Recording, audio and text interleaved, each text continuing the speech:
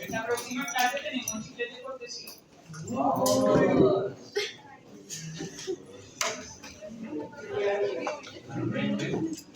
Ok, entonces, son varios más de los modelos. Resulta que el próximo miércoles ya empezamos las prácticas, ¿cierto? A ver, hoy en día no hablamos propiamente dicho de radiología oral, sino hablamos de imagenología oral. ¿Por qué? Porque ya hay muchas imágenes, silencio por favor, que componen el archivo o el complemento diagnóstico del odontólogo. No solamente imágenes que provienen de radiación ionizante, como son las radiografías, sino imágenes que vienen de otras fuentes, como son los escáneres intraorales, como son las cámaras fotográficas, que siguen siendo imágenes, mas no tienen un origen de radiación ionizante. Entonces, hoy en día, hablamos de radiología, de imagenología, perdón, digital. Digital, ¿por qué? Porque obviamente ya todos los equipos son digitales, obviamente en todos los centros radiológicos está todo enlazado a computadores, se mandan las cosas por computador, entonces hablamos de radiología netamente digital.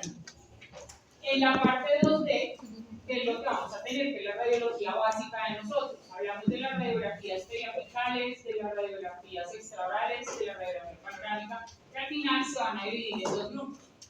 En las radiografías intraorales propiamente dichas, ¿qué quiere decir radiografía intraoral? Es la radiografía que yo voy a tomar colocando el sensor dentro de la boca del paciente. Y la radiografía extraoral, lógicamente el sensor está por fuera de la boca del paciente. Entonces, ¿qué es lo que nos va a definir para la resolución de la imagen? Porque ustedes saben que todo lo manejamos con resoluciones. Cuando uno coge y está haciendo una presentación y baja una imagen de internet, la pegan en el PowerPoint, la estiran, ¿qué pasa? Se pixela, ¿cierto? Se deforma. ¿Qué quiere decir eso? La resolución de la imagen está dada a su unidad, se llama píxel. ¿Qué es un píxel? Es un cuadradito. Aplica exactamente lo mismo para la fotografía. Entonces resulta que cuando la radiografía o la fotografía tiene alta resolución, quiere decir que está compuesta por muchísimos píxeles. Quiere decir que los píxeles que componen la imagen son cada vez más chicos, ¿ok? A mayor resolución, menor tamaño de los píxeles. Y a mayor resolución y a menor resolución, mayor tamaño de los píxeles. Quiere decir que son muy pocos cuadraditos los que componen y por eso cuando ustedes estiran la imagen se deforma y pierde como la nitidez. En la tomografía, que obviamente es un tema que vamos a hablar más adelante, funciona igual, solo que deja de ser un cuadradito bidimensional a pasar a ser un cubito tridimensional. Y deja de llamarse píxel y ahora se llama voxel. ¿Ok? ¿Claro ahí? Entonces, para entender cómo se toman las radiografías, vamos a hablar de en este caso de las radiografías intraorales. Tenemos que tener en cuenta una cosa que se llama ley de proyección de sombras, así lo encuentran en la bibliografía, en el libro que se les pasó. Y de la ley de proyección de sombras salen los principios básicos de proyección. ¿Cuáles serían? Este ejercicio lo pueden hacer cada uno con su celular. El haz de rayos X, evidentemente, es nuestro cabezote del equipo. Resulta que aquí tengo el objeto, ¿cierto? Objeto alargante. Y tengo la placa. Entonces, ¿qué dice? Dice que el eje longitudinal del objeto, en este caso es el eje longitudinal del diente, tiene que ser paralelo con el eje longitudinal de la placa. A su vez, la distancia entre el objeto y la placa o el receptor tiene que ser la misma, ¿cierto? Si estos dos son paralelos, cuando viene el haz de rayos X, tiene que ser completamente perpendicular a los dos ejes paralelos, ¿claro? Eso es ¿no? Ok, aquí tengo el eje longitudinal del diente, ¿cierto? Mira la imagen. El eje longitudinal de la placa. Estos dos tienen que ser paralelos, ¿listo? Y a su vez tienen que estar lo más pegados posible. Cuando voy con el haz de rayos X, para que la imagen que yo voy a obtener sea exactamente igual al tamaño sea confiable del objeto, tiene obligatoriamente que el haz de rayos X esté perpendicular a los dos. Porque acuérdense que por congruencia se da la perpendicularidad ahí. ¿Claro? ¿Les quedó claro a todos? Entonces, obviamente si yo emito mi radiación, pues evidentemente la sombra que se va a producir, ¿quieres contestar?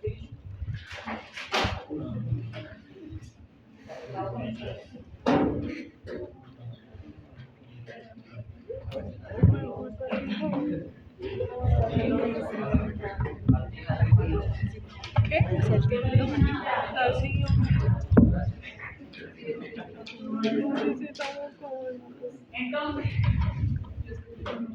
si yo irradio en esas condiciones bajo ese parámetro, quiere decir que la sombra que se va a producir va a ser exactamente igual en tamaño al tiempo, es decir, a lo que, claro. Pero ¿cuál es el problema? Que esas condiciones, creo que los de Chile se van a dividir. Las de Chile se dividen, ¿no? Cuadran ahí para la siguiente clase. Entonces, resulta que estas condiciones desafortunadamente no se dan en la cavidad oral. ¿Y por qué no se dan en la cavidad? Pues obvio, porque tenemos paladar, porque hay personas que tienen el arco un poco más ancho, el paladar más ojival, también en condiciones. Entonces, resulta que si no cumplimos con esto, pues evidentemente vamos a tener una serie de distorsiones. Ahora, ¿qué pasa si yo con mi haz de rayos X lo que voy a hacer es alejar el objeto, alejarlo de la placa?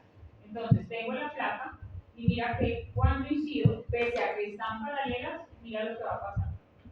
La sombra va a ser mucho más grande que el objeto. ¿Hasta ahí es claro o no? Entonces, a mayor distancia del objeto, yo no me he movido en ningún momento en mi tubo de rayos X.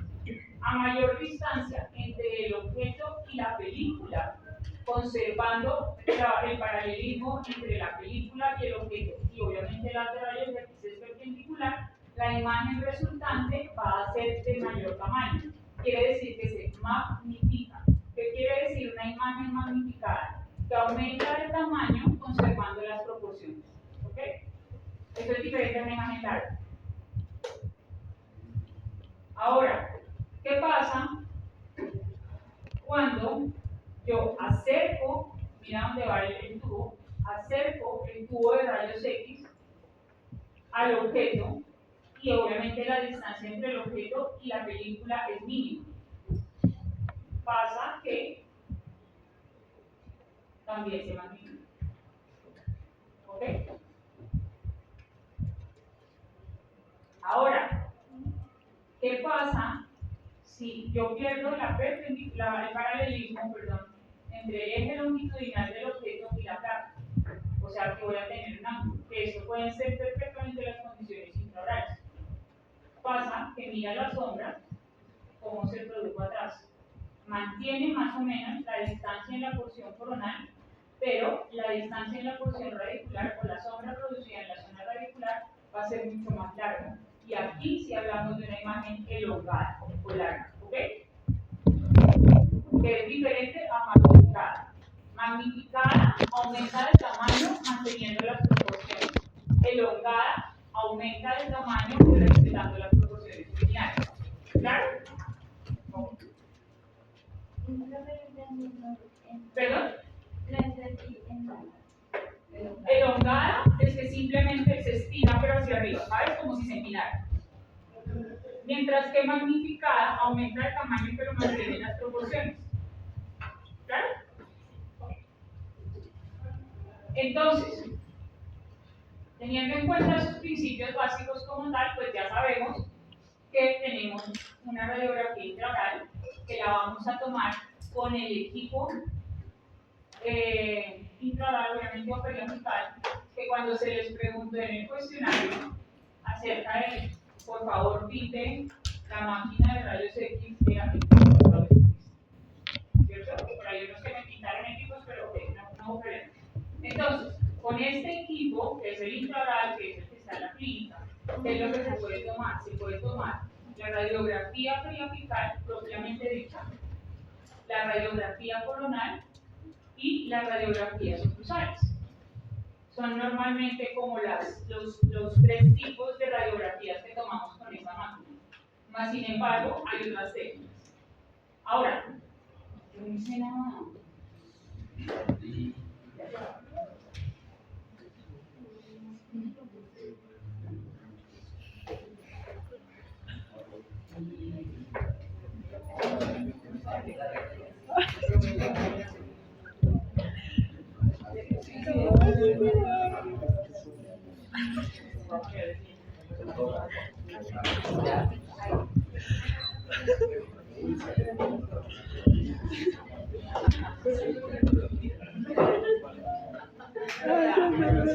Ok, entonces, el equipo periapical, que obviamente, como estaba en el cuestionario, se compone de tres partes. La primera,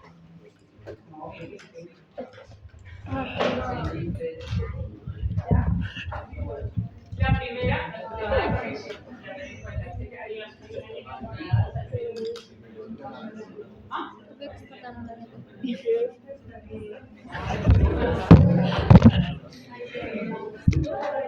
¿Tú estás tomando una foto? No, tomé una.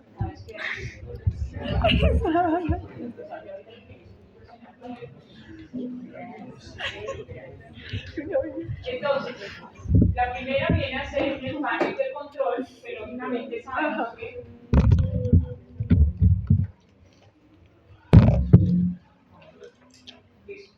entonces sabemos que desde el panel de control vamos a manejar en algunos equipos kilovoltios y amperes también de repartir los ciclos aproximadamente. Creo que como que sí. ¿Qué chicle? Entonces, desde el panel de control en algunos equipos vamos a manejar kilovoltaje y miliamperaje y en otros equipos vamos a manejar kilovoltaje, miliamperaje, tiempo de exposición y en otros solamente tiempo de exposición. Normalmente los que uno encuentra son los que tienen kilovoltaje y miliamperaje fijos y el tiempo es el que va a variar dependiendo de lo que nosotros conocemos. Ahora, el brazo extensible, pues que evidentemente debe ser fácil de mover, pero él no se puede mover por sí mismo. Es decir, al paciente no lo van a poner a sostener el cabezote del equipo.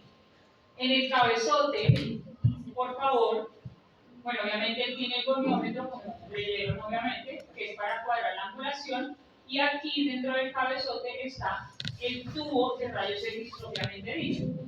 ¿Qué pasa con el tubo de rayos X? Ya hablamos que el tubo de rayos X obviamente se produce el haz de radiación y debe tener un punto de salida para permitir la salida, valga la redundancia, del haz de rayos X y del calor. ¿Ok?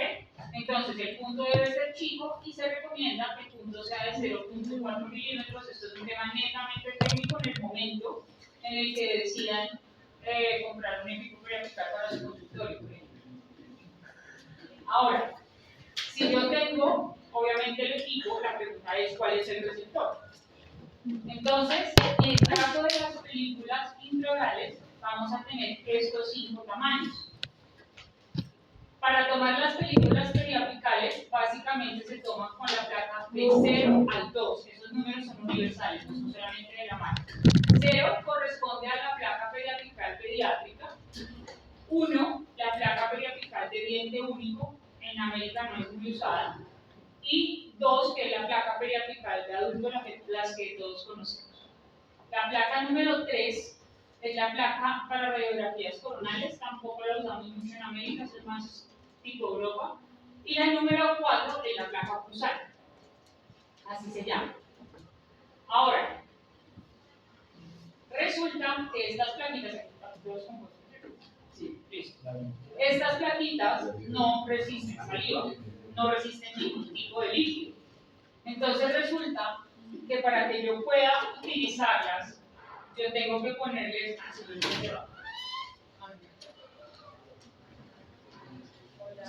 hola, gente.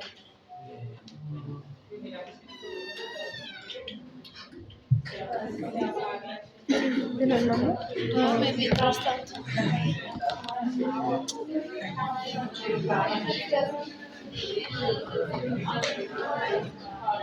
Ay, guau, mira, guau. Pues un chino chiquito, marica. Ay, que lo convierta la boca. La joya.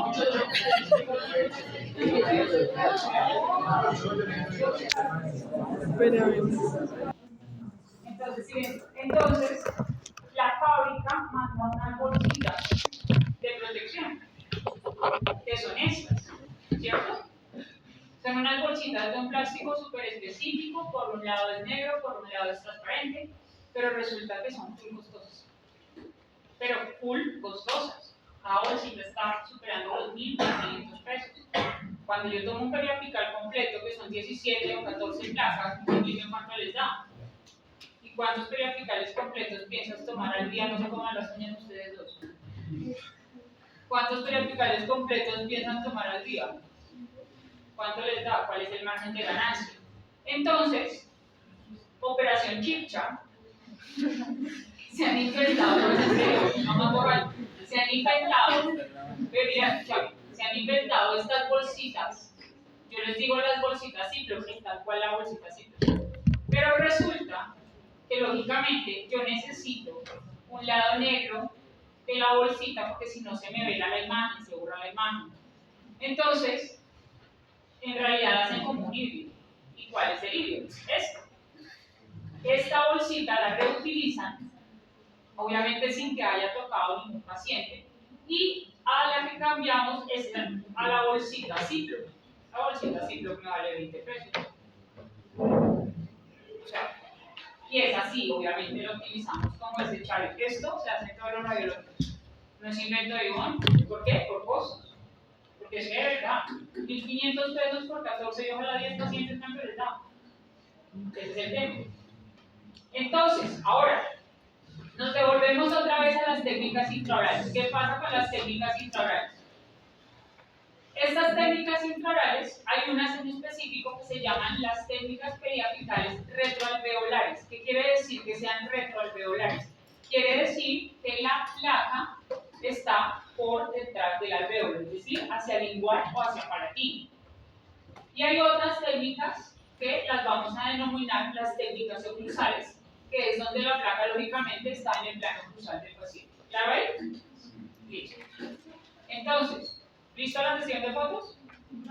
¿No? No, yo pregunté, la respuesta puede ser sí o puede ser no, no tiene nada mal. ¿Listo? Ahora, de las técnicas retroalveolares se dividen en 5. Pero solamente, o sea, las más frecuentes son 3. De todas formas, vamos a verlas así. La técnica de la bisectriz, la técnica del paralelismo, la técnica del ángulo bajo, la técnica de máster y la técnica coronal. ¿Ok? Todas esas aplican como técnicas retroalveolares. Ya va. ¿Vale?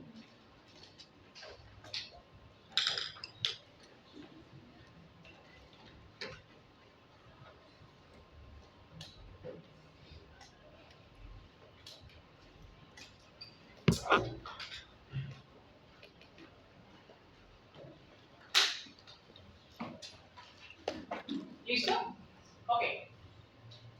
Entonces, ¿qué pasa con la técnica de la bisectriz? ¿Qué es lo que van a tomar la próxima práctica? La técnica de la bisectriz también en la literatura la pueden encontrar como la ley o la técnica de Sisinsky. ¿Qué quiere decir? Como no se cumplen las condiciones específicas de los principios de proyección simplemente por estar dentro de la otra, entonces dice que un ángulo que se forma entre el eje longitudinal del diente, que viene a ser el primer cateto, el segundo cateto viene a ser la placa radiográfica. En ese ángulo que se forma vamos a ubicar la bisectriz. ¿Qué es una bisectriz? Geometría de décimo. No. El ángulo está formado por 2 catetos, ¿sí o no? El primer cateto viene a ser el eje longitudinal del diente. ¿Claro? Y el segundo cateto viene a ser la placa radiográfica. ¿Ya? Entonces, si estamos hablando de la técnica de la bisectriz, ¿qué quiere decir? Quiere decir que de este ángulo ángulo que se forma entre el diente y la placa radiográfica, necesitamos ubicar la bisectriz. ¿Qué es la bisectriz?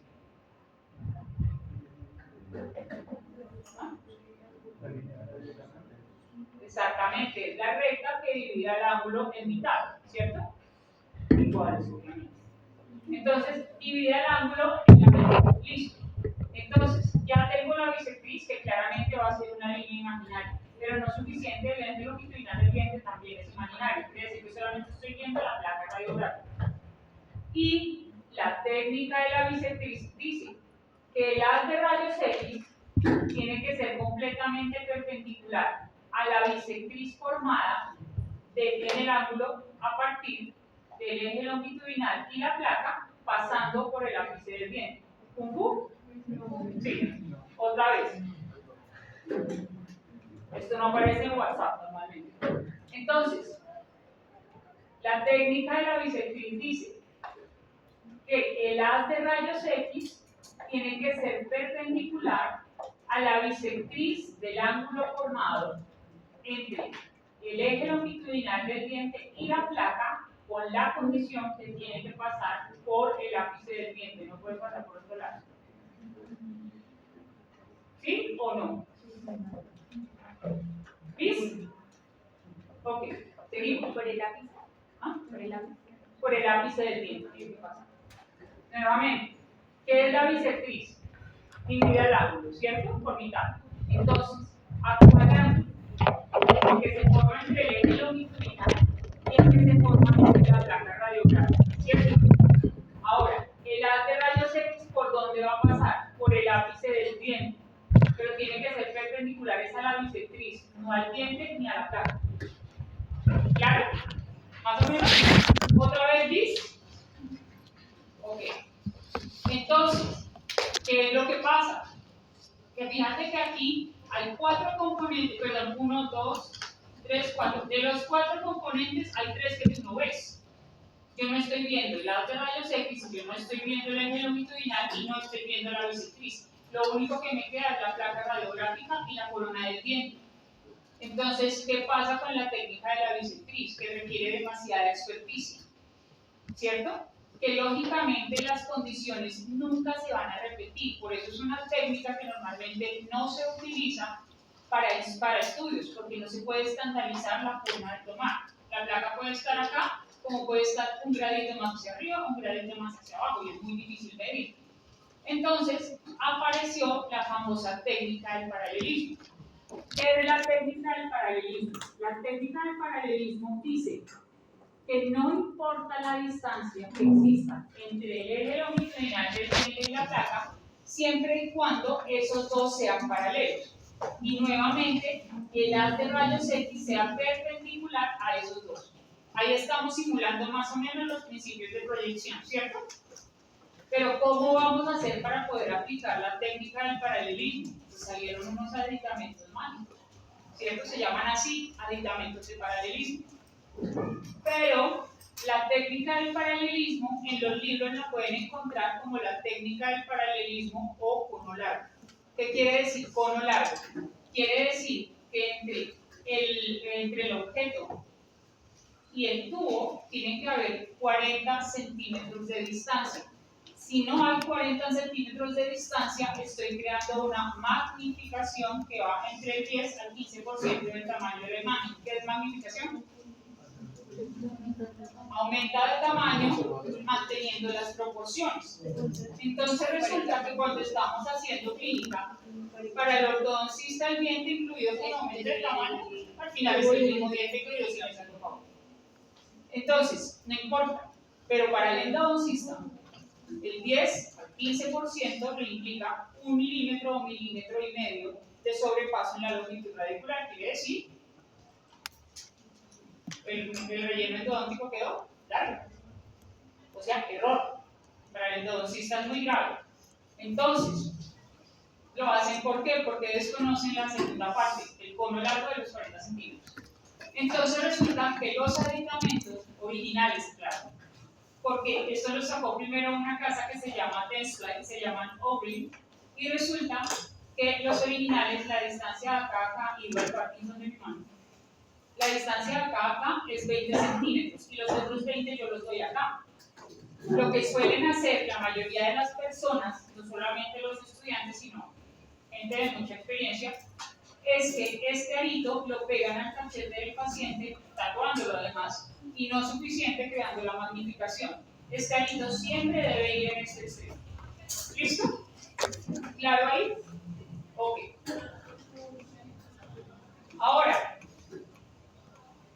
cada diente tiene una angulación específica y un aditamento específico, cada zona.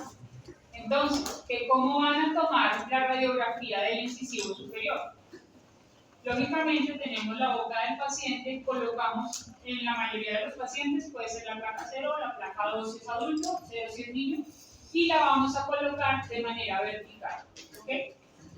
Esa placa en la mayoría de los pacientes abarca los 4 incisivos. Hay gente que el ancho mesodistal de los dientes es un poquito superior, entonces lo que hacemos es dividir lado derecho y lado izquierdo.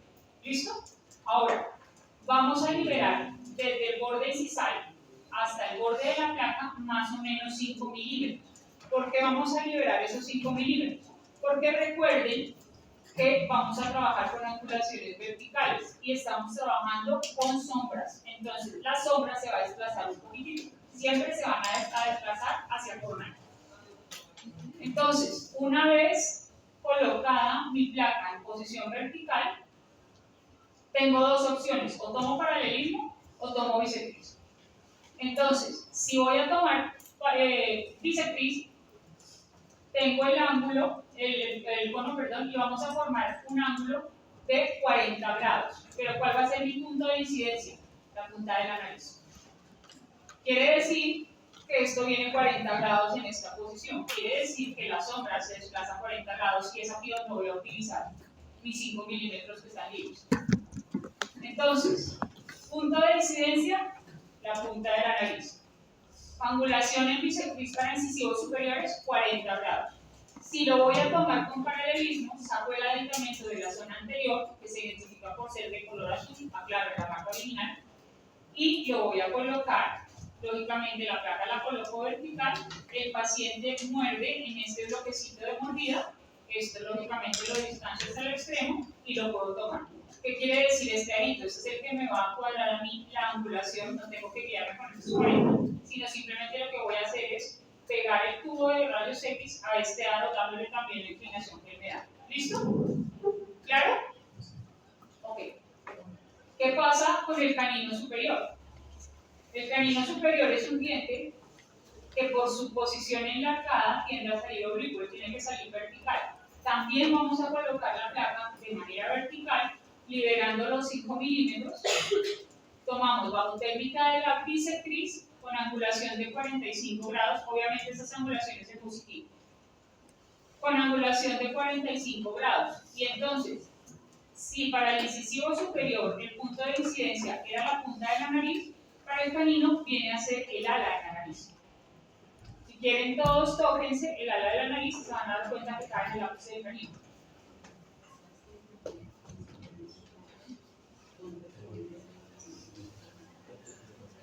¿Sí?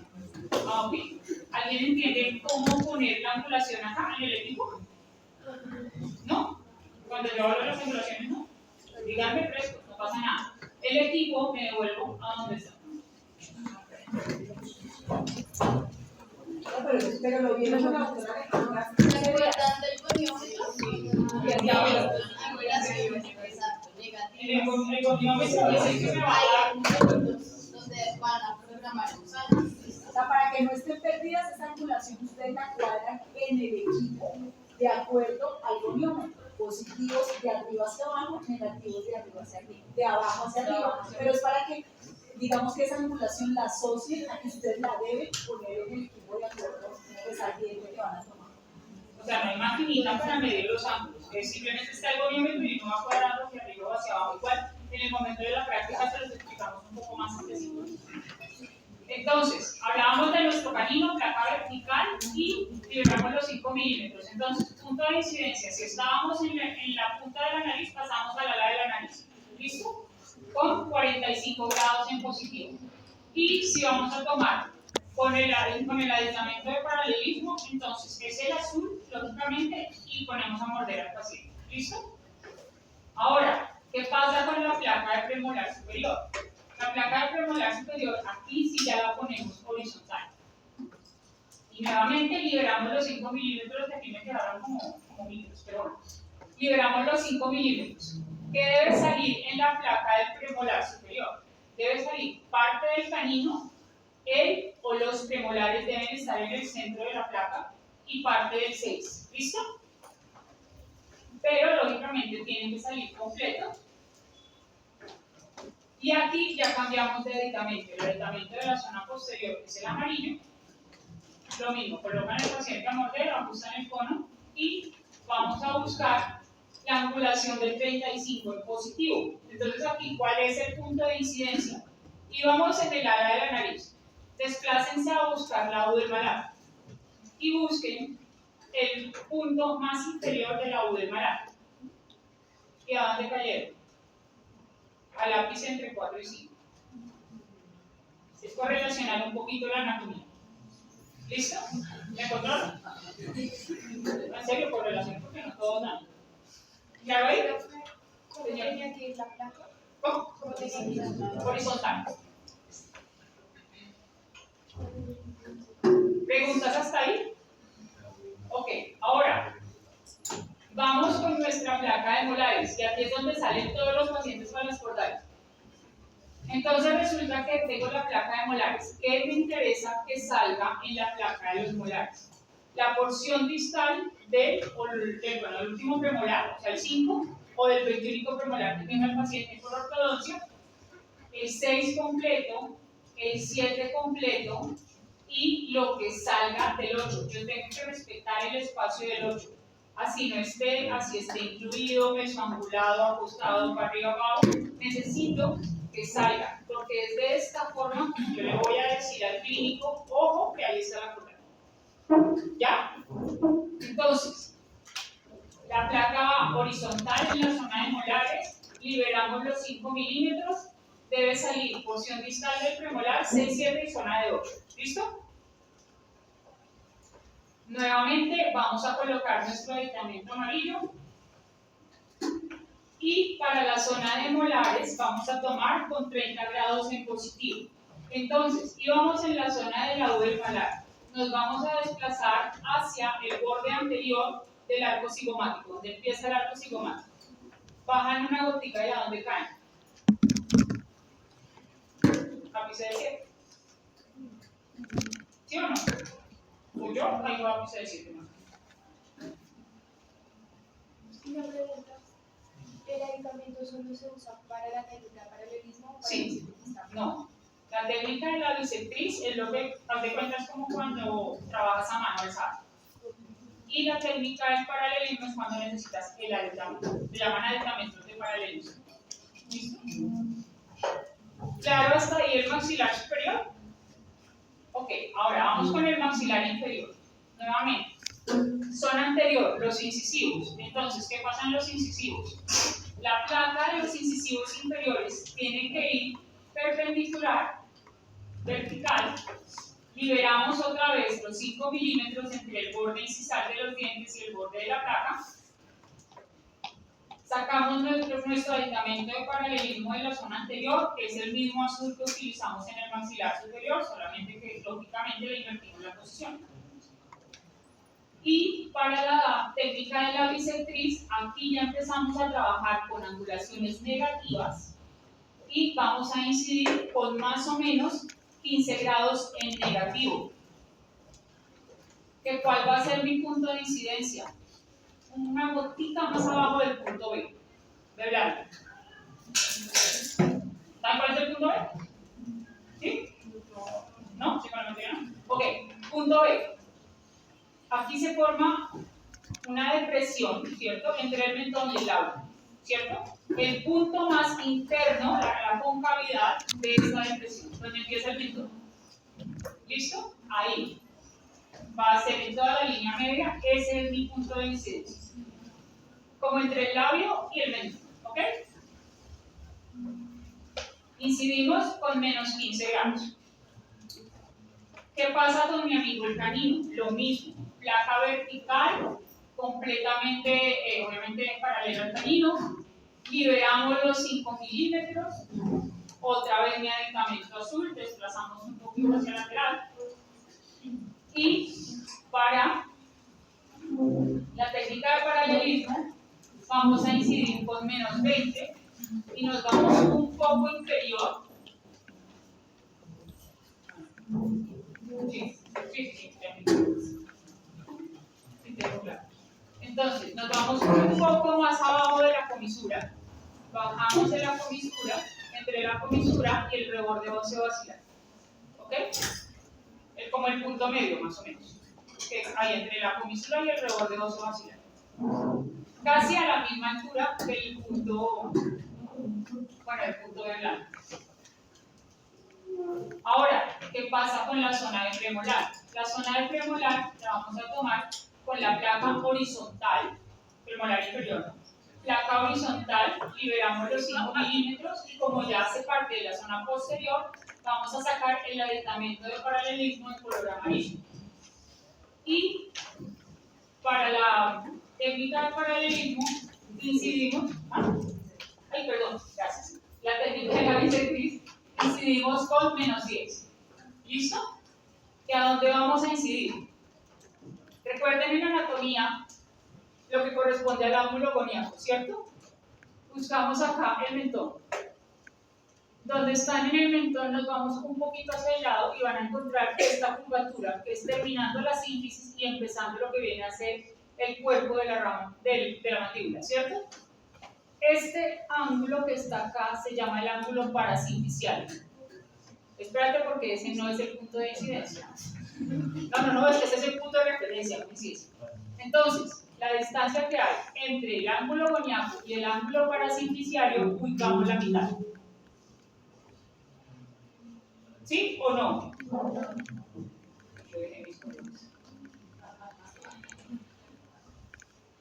Entonces, la distancia que hay entre el ángulo coniaco y el ángulo parasinticiario ubicamos la mitad. En ese punto va a ser nuestro punto de incidencia para la radiografía de premolares inferiores. Angulación menos 10 para bisectriz, aditamento amarillo para paralelismo. ¿Hasta ahí claro? Parasinticiario, para quiere decir al lado de. Cuando encuentren algún reporte que diga pararadicular, que quiere decir al lado de la raíz. Entonces hablan de pararadicular distal y pararadicular mesial. ¿Listo? Para que se vayan acostumbrando a los términos. Y para molar inferior, nuevamente, aquí salen todos los pacientes de las portales. La placa la colocamos horizontal, liberamos los 5 milímetros, sacamos nuestro aditamento amarillo. Aquí lo mismo, que tiene que verse distal del premolar 6, 7 y lo que quepa del 8. ¿Listo? O sea, la zona del 8 la tienen que respetar. Ahora, ¿cuál va a ser mi punto de incidencia? Mi punto de incidencia va a ser el ángulo antegonial. ¿Saben cuál es el ángulo antegonial? Antes del gonión hay una depresioncita chiquitita. Hace así. ¿Ya? El ángulo antegonial, no, perdón, la escotadura antegonial que viene. La escotadura antegonial. Viene gonio y acá termina gonio y tiene un huequito para continuarse a la rama. Ese huequito se llama escotadura antegonial, antes del gonio. ¿Listo? Entonces, vamos a buscar la escotadura antegonial y vamos a trabajar con menos 5 a 0. ¿Que cómo trabaja en esta radiografía? A 0 normalmente. ¿Listo? Entonces, ¿qué pasa? Como se dan cuenta, tanto en la técnica de la bisectriz como en la técnica del paralelismo estamos manejando angulaciones, bien sean positivas o negativas, pero siempre van a ser angulaciones verticales. ¿Qué quiere decir? Que la estructura siempre se va a desplazar en ese sentido. Entonces, la imagen que ustedes van a ver en su radiografía va a estar un poco más hacia coronal de lo que en realidad está en la clínica. ¿Qué quiere decir? Que cuando tenemos un paciente con enfermedad periodontal donde ha perdido hueso y necesitamos establecer la altura del hueso, la imagen que vamos a tener acá en estas dos técnicas va a ser aparente, no es la real. ¿Ok? En la radiografía va a estar un poquito más arriba de lo que está en la